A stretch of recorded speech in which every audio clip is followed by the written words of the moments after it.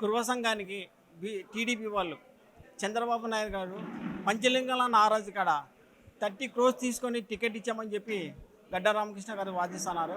ప్రస్తుతం ఆయన మన దగ్గర ఉన్నారు. ఆయనతో అడిగి వివరాలు తెలుసుకున్నాం. అనే నమస్తే అన్న, మీ ఇప్పుడు పంచలింగాల నారాజుకి 30 కోట్లు తీసుకొని సీట్ ఇచ్చారన్నారు, ఇది వాస్తవం? ప్రజలంతా చెప్పుకుంటున్నారండి. కాదని అంటే ఆయన ఒక స్టేట్మెంట్ ఇవ్వాలి కదా. ఆయన కానీ ఆయన పార్టీ ప్రతినిధులు కానీ మీడియాకి చెప్పాలి కదా. లేదు ఇదంతా తప్పుడు ప్రచారము, మేము కురువ నాగరాజు దగ్గర మేము ఒక పైసా తీసుకోలేదు అని చెప్తే మేము ఇంకా సంతోషిస్తాము. కురువ జాతిలో చెప్పమనండి, ధైర్యంగా చెప్పమనండి. మేము ఎవరో చెప్తున్నాము. ఒక జిల్లా ప్రెసిడెంట్ భర్తగా నేనేం చెప్తున్నాను, మేము కనీసము ఒక నాయకుడితో కూడా మేము కలవకుండగా, మాకు పైరవి చేయకుండగా, మాకు ఇప్పించండి అని అడగకుండగా మా యొక్క ఇది అన్నీ కనుక్కొని ముఖ్యమంత్రి గారు మాకు అంచెలంచెలుగా ఈరోజు జిల్లా పదవి ఇచ్చారు. మరి ఇది గొప్పనా? 30 కోట్ల రూపాయలు తీసుకున్నాడని రూమర్స్ ఉన్నప్పుడు లేదు అని గట్టిగా చెప్పమనండి వాళ్ళను. మరి వాళ్ళు గొప్పనా? ఆ నాయకత్వం గొప్పదైతే చెప్పుకోమనండి, మేము మాట్లాడతాము.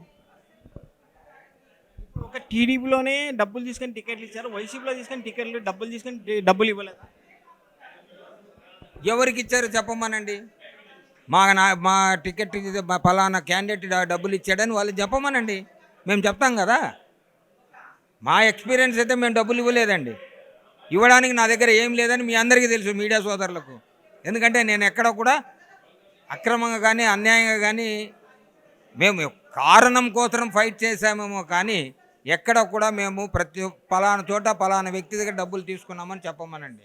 లేదా మేము టికెట్లకు డబ్బులు ఇచ్చామనేది చెప్పమనండి, మేము ఒప్పుకుంటాం. పంచలింగాల నారాజు డబ్బులు తీసుకొని ఇచ్చారని చెప్పి మీరే ప్రతివాదన ఇస్తున్నా కానీ ఇంతవరకు ఎక్కడ కూడా చర్చలకు రాలేదు కదా. అదేం చర్చలకు రాలేదంటే ధైర్యం లేదండి చెప్పడానికి అవతలకు. నాకు ధైర్యం ఉంది చెప్తున్నా, వాళ్ళని కౌంటర్ చేయమనండి ఇవ్వలేదని.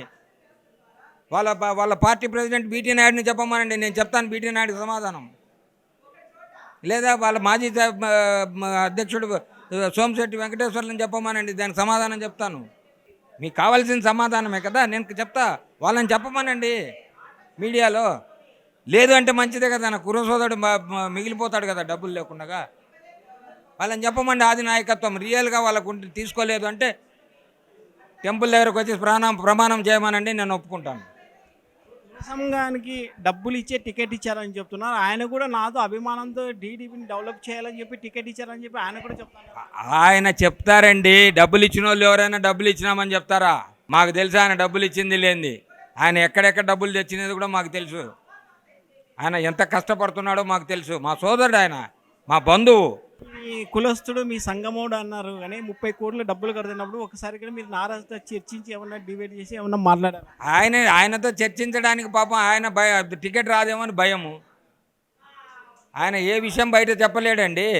మేము ఇవ్వలేదు కాబట్టి ధైర్యంగా చెప్తాము. కాదంటారా చెప్పండి, మీకే నేను అడుగుతున్నా. మీరు ఇస్తే ఇచ్చినామని చెప్తారా? టికెట్ అనేది ఆశ, ఆ ఆశలో ఆ ఫోబియాలో పడ్డాడు అబ్బాయి, అంతే. కాదని చెప్పమనండి, నేను కూడా ఒప్పుకుంటా. ఇదే మళ్ళీ మీడియా ద్వారా నేను క్షమాపణ కూడా చెప్తా, ఆ ధైర్యం నాకుంది. 30 కోట్లు టికెట్ ఇచ్చినారని చెప్పి గడ్డం రామకృష్ణ గారు వాళ్ళ గంట పదం చెప్తున్నారు. కుర్వ సంఘానికి ఆయనను ఎంతో పార్టీకి టికెట్ రాదని చెప్పి బలోపతంగా చేసి పార్టీ నుంచి ఊబిలోకి దొబ్బేశారు. ఆయన అప్పులు పాలు చేసుకొని ఏమవుతారని చెప్పి ఆయన గడ్డం రామకృష్ణ గారు చెప్తున్నారు. కర్నూలు కెమెరామెన్ నారాజ్తో కర్నూలు నుంచి కుమార్. సమస్య లేని ఇల్లు ఉండదు, పరిష్కారం లేని సమస్య ఉండదు. బంధాలు గొప్పవి, బాధలు చిన్నవి. మీ సమస్యని మేము పరిష్కరిస్తాం. రండి, మాట్లాడుకుందాం.